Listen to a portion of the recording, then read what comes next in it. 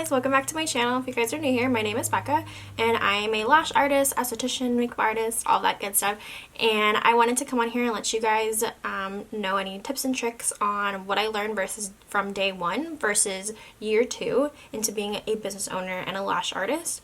There are so many people you come into contact with different lashes, lash diameters, lash lengths, all that, and so you want to make sure you have varieties of everything when it comes to lashing. You're going to do different sets, you're going to do mega volume, classic, you can do spiky look, you can do the wet look. So there's a lot of different kinds of lash styles, especially with new trends coming in, or you have a particular person that comes in and they want a particular style, they want a particular length, people that are experienced versus not experienced with lashes. So I compiled a list of things that I believe that were really helpful, and I'm comparing my first day to my second year of owning a business and lashing. So these are the tips that I figured you would need when you're owning a business or having a lash artist business. So when you're a lash artist, the thing is that you want to have extras and varieties of everything when it comes to supplies. Equipment, you really don't have to, but for supplies and what you're actually doing for your lash service, there are going to be different people with different sensitivities. There's going to be people with different, there are people that have like straight lashes, curly lashes. So you want to make sure you have everything of all the things I'm going to list right now. So the first thing that I have up is glue. You want to make sure you have different kinds of glue. You want to have ones for more sensitive eyes. It can be like a clear one or like a low fume. Depending on your humidity and how often the humidity changes within your room, you want to go according to that. So if you have a high humidity versus a low humidity, winter versus summer, you want to make sure you have a good glue corresponding to that particular season, or if it's always dry in your area, making sure you have a right glue for that. Another alternative is getting a good humidifier or dehumidifier, just so that you don't have to continue buying different kinds of glues and having to go through that different phase of trial and error of finding the best glue. So that's what I use. I always have a humidifier or a dehumidifier in my room, always going, making sure that everything is in the right humidity and I don't have to worry about going out and getting a different kind of glue. I also have a glue accelerator. So the one that I used was the Paris Lash Academy. It was their primer and it was also a glue support. So it's called glue support, but it would also accelerate the glue if it was too dry or too slow drying. I would use that to kind of help speed that up. So if you have to find out what's best for you and what you think that will work best with your situation, with your environment. You want to make sure that you have extras of that glue, because there has been times with me when my bottle gets clogged and I only have one, so I'm like, oh shit, like this bottle is clogged, what am I gonna do? So you want to make sure you have extras of it just in case. Depends on the brand that you use, but typically 4 weeks or 1 to 2 months is standard for lash glue. Sometimes people can kind of try to go a little bit past that and use the bottle up, but sometimes when you get towards the bottom of that, it gets clogged or you run out automatically, like during the service. You like realize that you were almost done with the set and then you just ran out of glue. It happens, especially when the glue bottle, you can't even see what's in it. It's like an opaque bottle, so you can't see how much you have left.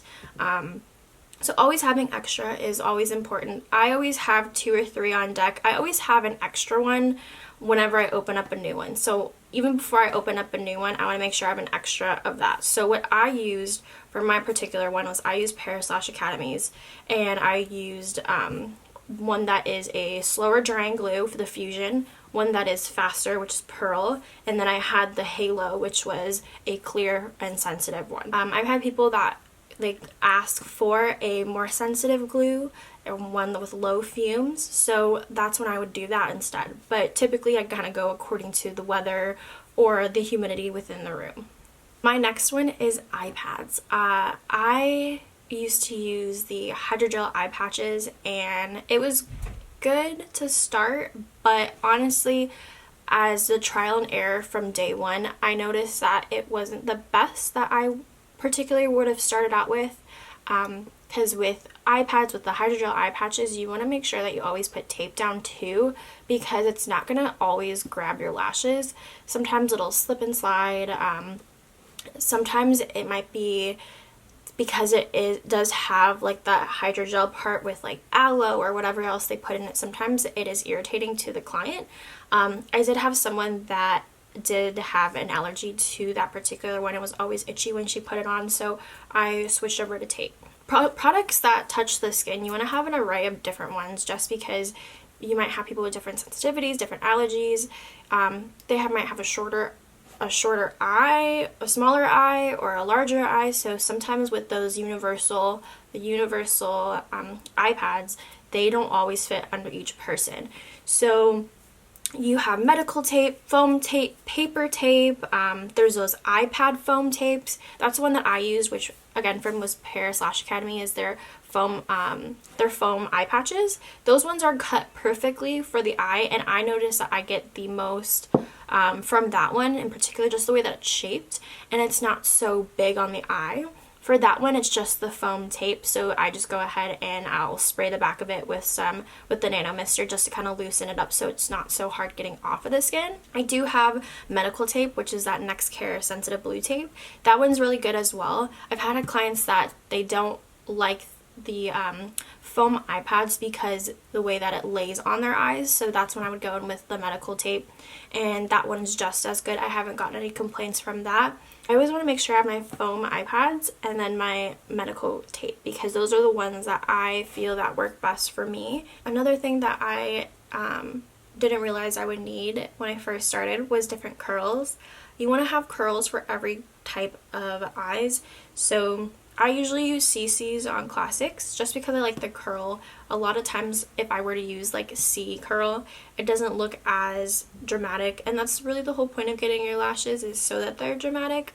Well, from my point of view, my clients, I never got a style that they wanted just natural, like a B or a J curl or anything like that, so I never had to worry about that. The most natural curl that I can do is the CC curl, and that's natural in my opinion. Whenever I market myself on my social media, I always have the CC curls. I never have anything less than that. So when people ask for lash extensions, I always go and show them inspiration pictures, and I let them know exactly what that is. But with hybrids, I'll mix the CC and the D curl so it has some texture. I might also have someone that wants a CC volume, and I just said I do decurl on volume, so I want to have that wide range of choices for my client, and especially if they've gone to a different lash artist, they know what they want, so I'm gonna cater to them. They're my client. So with like an M curl or an L curl, you know, so there's different ones, and you can get different styling with it. You can do that fox eye or cat eye, the liner effect and everything, so you want to make sure you have different ones just depending on your clientele. If you just don't want to offer that, that's totally fine too. For me, I did offer CC curls and D curl volumes, so I usually would go with my default D curl for volume, but then if someone requested a CC curl, which was quite often, then I would do that. So it's all catering to your client, and especially when you're a lash artist, you want to offer a wide range of types of lashes instead of just that one set, and you know that might not work for everyone. Some people have downward lashes, sometimes they have really curly lashes, so you want to make sure you have supplies for each of them no matter what. Tweezers is the next one. You want to make sure you have extra tweezers, because sometimes you drop them, and it's a sad day when you drop them because you could only have one isolation, you know. What if you had just one and now you don't have anything, so now you have to use your boot tweezer to isolate, you know. So it's like you want to make sure you have different ones. Also trying different brands too. I went through a couple until I got a good one, and of course Paris Academy is always coming through with that for me. So I get their extra long ones because when I was training I got extra long ones anyway, but it was through Glad Lash. And when I started buying stuff from different brands, I noticed that they're a lot shorter. So me in particular, I got the Paris Academy's extra long tweezers. I would always try different kinds of tweezers because I did straight isolation tweezers, and then as the year went on, I switched over to curved isolation, and that one is a bomb. So I would do that for me. And you know, when you're doing volume, you never know if you could do a boot one or a 45-degree angle one or a 90-degree angle one. So it's really just up to you and figuring out what's best for you, but also making sure you have extras just in case you do drop them. And last but not least, all of these supplies, you want to make sure you have extras of them and you're ready and you're not struggling to find them, because with COVID and with holiday and everything like that, shipping times are delayed. And unfortunately, that's our new normal now. And so sometimes we can't always just get it the next day or within the next couple days. So making sure you're on top of your inventory and making sure that you have extras of everything, making sure that you're ready for anything that may happen. And, you know, things may or may not happen. The worst that happens is you have extra, you know. So as long as you have that and you're ready to go, so you're not struggling or freaking out like mid-client, you know. So I hope these tips help, but I hope you guys enjoyed this video. Please like and subscribe. I'm gonna go ahead and post some more videos regarding lash and everything. I'm gonna try to switch it up with like lash videos as well as like educational videos, also doing my makeup and vlogging and stuff like that.